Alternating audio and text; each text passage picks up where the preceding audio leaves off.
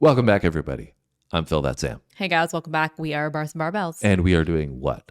Jeff Foxworthy. How do you feel about Jeff? I love Jeff. I think he is great. He's hilarious. I think You Might Be a Redneck had me cackling last time. He also did one on like relationships or something like that. That one was also hilarious.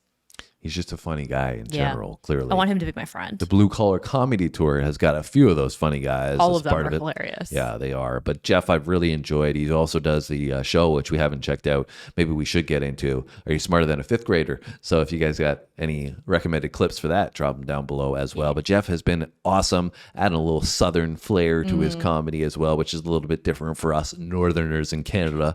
And I've really, like I said, enjoyed the You Might Be a Redneck. Yeah, I think those are hilarious. Yeah. All right. You ready to check out the facts of life here? Jeff's facts of life? Yeah, let's do it. All right, let's roll.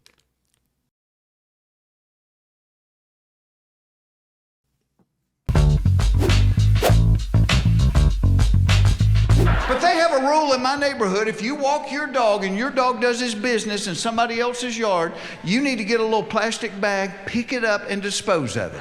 And I know the dogs are confused. The dog's like, wait a minute, you're taking it back home? Why did we have to walk 3 blocks? I could have pooped in the living room, saved us both some embarrassment.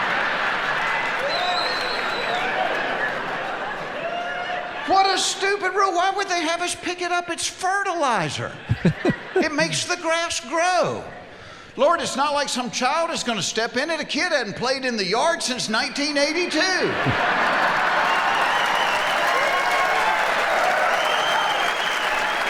You know what's sad? We have an entire generation that has no idea how to get dog poop off the bottom of their shoe.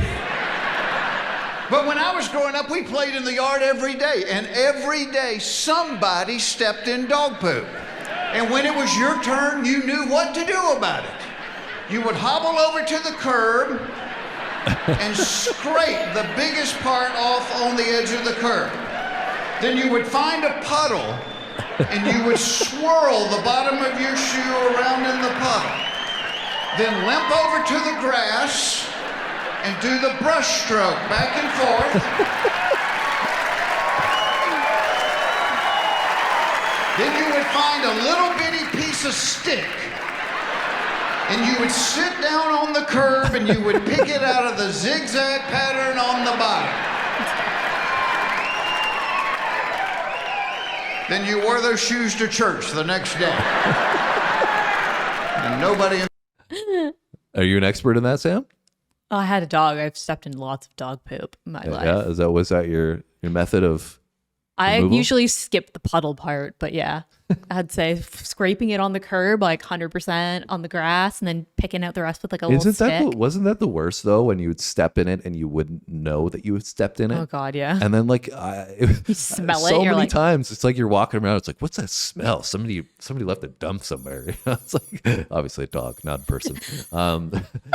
And then you're like, then you walk a little bit more, and you're like, why does it keep smelling? And then you put 2 and 2 together after a while. You're like, wait a minute. Am I smelling? You look at your shoe. And then you're like, oh, there it is. And that's over to the curb. It's always like at first, you're just like, you never get it right away that you stepped in it. You're like, where's that coming from? You're like walking by people and you smell like dogs. It's like, they're probably looking at you like you smell. And like you're looking at them like you smell. Then you wore those shoes to church the next day. And nobody in that church knew you'd stepped in dog poop. See, when it comes to technology, my wife and I laugh about this because we're in our mid-50s, and my wife says we are the bologna in the technology bologna sandwich. We're right in the middle because our parents can't text and our children can't write.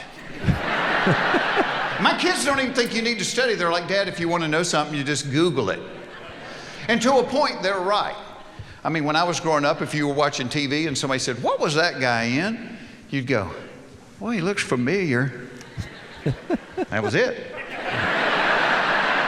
Now you're watching TV, somebody goes, what was that guy in? Somebody goes, he was the janitor on Joey. Facts. Of course he was. That's Sam.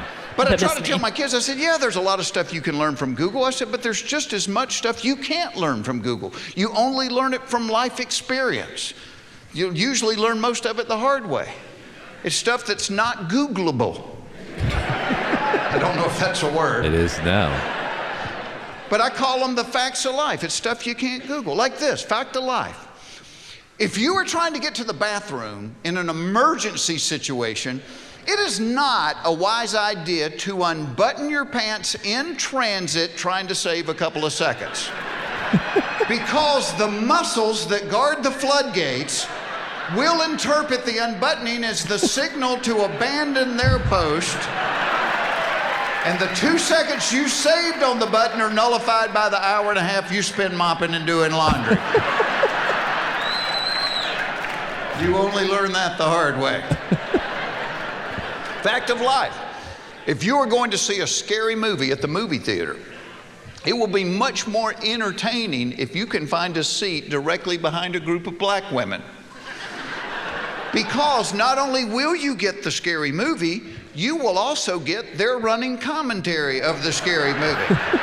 Oh, look at this. She running around in her panties like that. Girl, put some drawers on. And put that hair up before he snatched that weave out your head. Now, can you see this girlfriend? She going back in the house. No, she going down to the basement. Girl, get your shit and get out there now.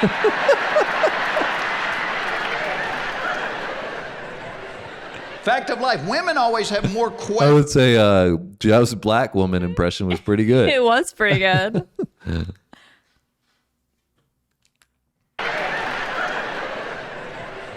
Fact of life, women always have more questions than men have answers to. Great example of this. 6, 7 months ago, I get a text one day. The text says, please pray for Tom. He was in a bad wreck. I walk into the kitchen where my wife is. I said, hey, I just got a text that said, please pray for Tom. He was in a bad wreck. She said, was he driving?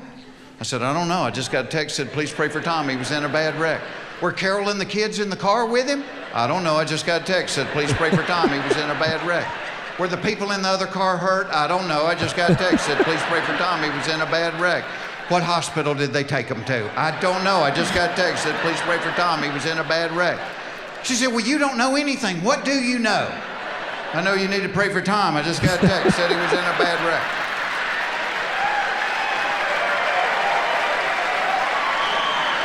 That's all I got. I ain't holding anything back. That's it. People pointing at each other here.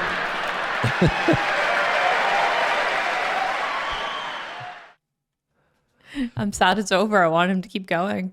Oh, maybe there's a little piece at the end here. Nope, just a Netflix subscribe.